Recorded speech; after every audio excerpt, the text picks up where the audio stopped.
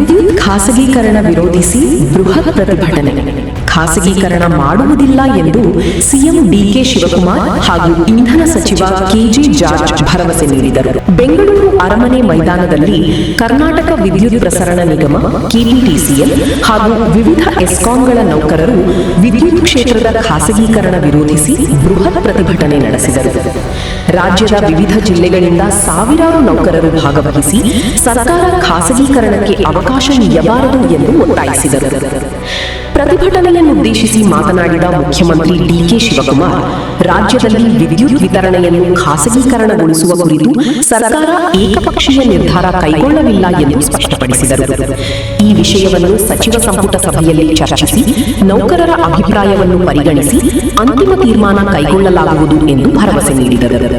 ಸಾರ್ವಜನಿಕರಿಗಾಗಿ ಹಲವು ದಶಕಗಳಿಂದ ನಿರ್ಮಿಸಿರುವ ವಿದ್ಯುತ್ ಮೂಲಸೌಕರ್ಯವನ್ನು ಖಾಸಗಿ ಸಂಸ್ಥೆಗಳ ಲಾಭಕ್ಕಾಗಿ ಬಳಸಲು ಸರ್ಕಾರ ಆತುರಪಡುವುದಿಲ್ಲ ಎಂಬ ಸಂದೇಶವನ್ನು ನೀಡಿದರು.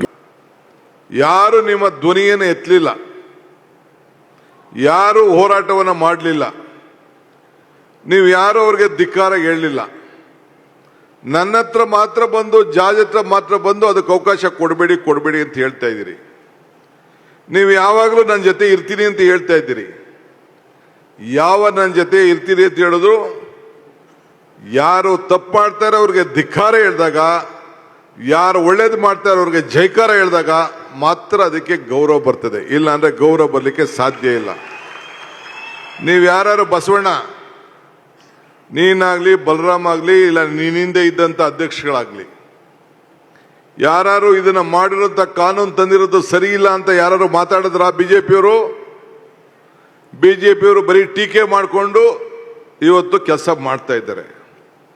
ನಾನು ಹೇಳ್ತಾ ಇದ್ದೀನಿ, ಟೀಕೆಗಳೆಲ್ಲ ಸಾಯ್ತವೆ, ನಮ್ಮ ಕೆಲಸಗಳು ಉಳಿತವೆ ಅನ್ನೋ ಮಾತನ್ನ ನಾನು ಹೇಳ್ತಾ ಇದ್ದೀನಿ. ಸೊ ಅದರಿಂದ ನಮ್ಮ ಸರ್ಕಾರದ ಹೆಬ್ಬೆಟ್ಟು ನೀವು, ಈ ಹೆಬ್ಬೆಟ್ಟಿಲ್ಲ ಅಂದ್ರೆ ಏನು ಕೆಲಸ ನಡೆದಿಲ್ಲ. ಸೊ ನಮ್ಮ ಶಾಸಕಾಂಗದಲ್ಲಿ ತಾವೆಲ್ಲ ಕಾರ್ಮಿಕರಾಗಿ ಕೆಲಸ ಕೂಡ ತಾವೆಲ್ಲ ಮಾಡ್ತಾ ಇದ್ದೀರಿ. ಮುಂಬೈ, ದೆಹಲಿ, ವಿವಿಧ ನಗರದಲ್ಲಿ ಮತ್ತು ಈಗಾಗಲೇ ಹೇಳಿದ್ದೀರಿ ಒರಿಸ್ಸಾದಲ್ಲೂ ಕೂಡ ಈಗಾಗಲೇ ಖಾಸಗಿ ಕಂಪನಿಯವರು ಇದನ್ನ ತೆಗೆದುಕೊಂಡು ನಡೆಸ್ತಾ ಇದ್ದಾರೆ ಅಂತೇಳಿ. ಹಿಂದೆ 100 ವರ್ಷ ಹಿಂದೆ ಲೈನ್ ಹಾಕಿದವರು ನೀವು, ಲೈನ್ ಎಳೆದವರು ನೀವು, ಬೆಂಬಲ ಕೊಟ್ಟವರು ಸರ್ಕಾರ. ಇದಾದ ಮೇಲೆ ಕನೆಕ್ಷನ್ ಕೊಡಕ್ಕೆ ಯಾರಿಗೋ ಖಾಸಗಿ ಕಂಪ್ನಿಗಂತೆ ದುಡ್ಡು ಮಾಡಕ್ಕೆ. ನೀವು ಒಬ್ರು ಮನೆಗಾರು ಹೋಗಿ ಬಿಜೆಪಿ ಲೀಡರ್ಗಳಿಗೆ ನೀವಿಂತ ಮಾಡ್ತಾ ಇರೋ ತಪ್ಪು ಅಂತ ನೀವು ಯಾರು ಹೇಳಿದ್ರೇನ್ರಿ? ಒಬ್ರು ಮಾತಾಡ್ಲಿಲ್ಲ. ಆದ್ರೆ ನನಗೆ ಡಿಕೆ ಅಂತ ಇಲ್ಲಿ ಕರಿತಾ ಇದ್ದೀರಿ. ನೀವು ಈ ಡಿಕೆ ಅಂತ ಹೇಳಿದ್ರೆ ನಾನು ಜಗ್ಗೋ ಮನುಷ್ಯ ಅಂತೂ ಅಲ್ಲ. ಏನಿದು ನಮ್ದು give and take, sharing and caring. ನೀವು ನಮ್ಗೆ ಕೇರ್ ಮಾಡಬೇಕು, ನಾವು ನಿಮ್ಗೆ ಕೇರ್ ಮಾಡಬೇಕು. ಗ್ಯಾರಂಟಿ ತಾನೆ? ಈ ಅಗ್ರಿಮೆಂಟ್ ಗ್ಯಾರಂಟಿ ತಾನೆ? 2028 ಸರ್ಕಾರ, ನಿಮ್ ಸರ್ಕಾರ ವಾಪಸ್ ಬರ್ಬೇಕು ತಾನೆ? ಈಗ ಹೇಳಿ, ಅದೇನ್ ಡಿಕೆ ಅಂತ ಎಷ್ಟೊತ್ತಿ ಹೇಳ್ತೀರ ಹೇಳಿ ನೋಡೋಣ. ಮಾಧ್ಯಮದವರು ಇದೆಲ್ಲ ಸ್ವಲ್ಪ ದಾಖಲೆ ಮಾಡ್ಕೊಳ್ಳಿ. ಸಾಕು. ನುಡಿದಂತೆ ನಡಿಬೇಕು, ಕೊಟ್ಟ ಮಾತನ್ನ ಉಳಿಸ್ಕೊಳ್ಬೇಕು.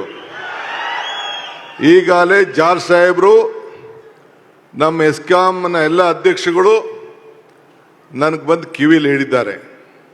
ಏನ್ ಹೇಳಿದ್ದಾರೆ? ಡಿಕೆ ಶಿವಕುಮಾರ್ ಕಾಲದಲ್ಲಿ ಯಾವ ಕಾರಣಕ್ಕೂ ಪ್ರೈವೇಟೈಸೇಷನ್ ಆಗಬಾರ್ದು ಅಂತ ನನಗೆ ಹೇಳಿದ್ದಾರೆ.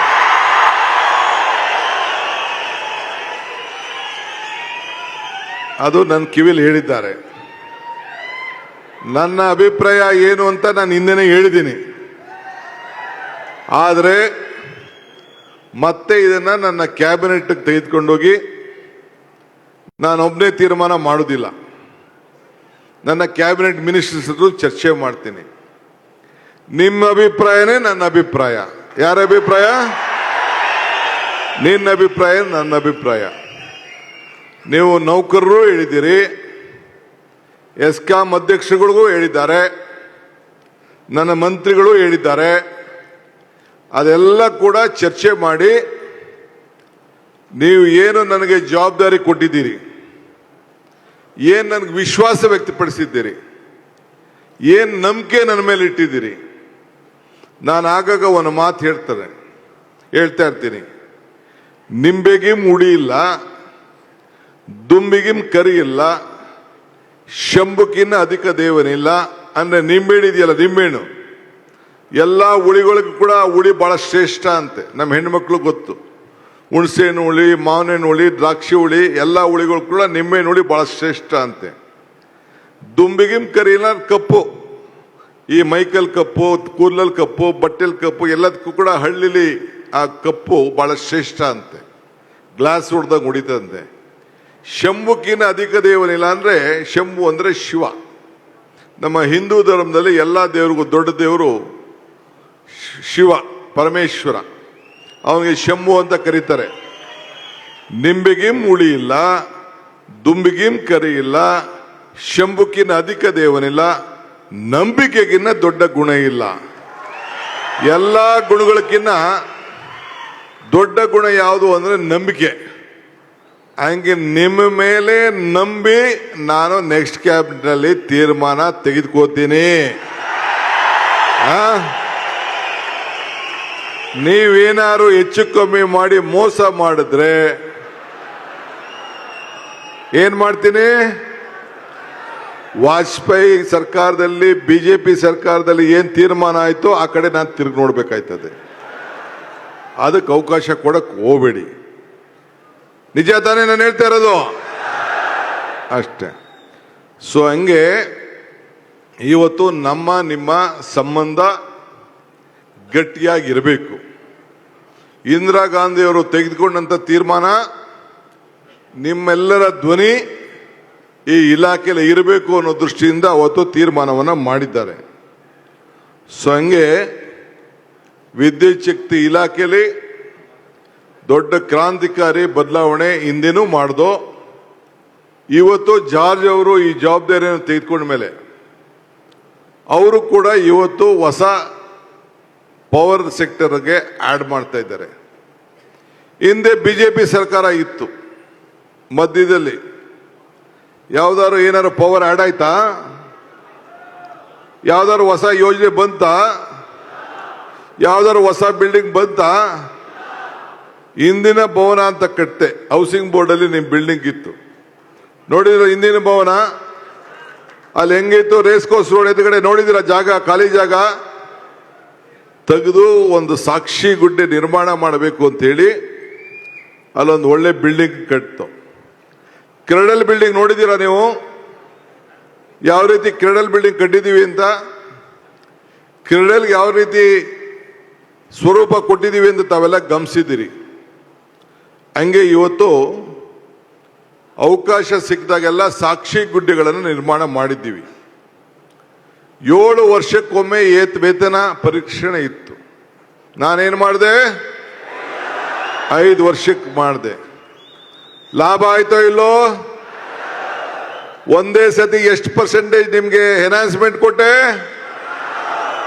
ನೆನಪಿಟ್ಕೊಂಡಿದ್ದೀರೋ ಮರ್ತು ಬಿಟ್ಟಿದ್ದೀರೋ?